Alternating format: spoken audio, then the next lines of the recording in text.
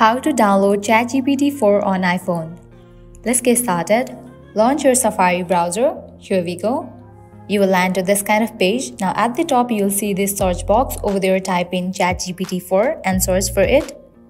With that you will land to this kind of page. Now click on this very first website option, GPT-4, open it. Now click on this option of try on ChatGPT Plus. With that you will land to this kind of interface. Now at the bottom middle you can find this arrow icon, click on it. Scroll down, click on the option of add to home screen. Now over here you can give a name. After you are done, click on add. Once you do that, you will be able to find this ChatGPT 4 in your home screen. Now whenever you open this, it will lead you to the login page. From here, you can easily log into your ChatGPT 4 Plus account. So this is how you can easily download ChatGPT 4 on iPhone. At the end, if you guys find this video helpful, don't forget to like, share and subscribe. Thank you.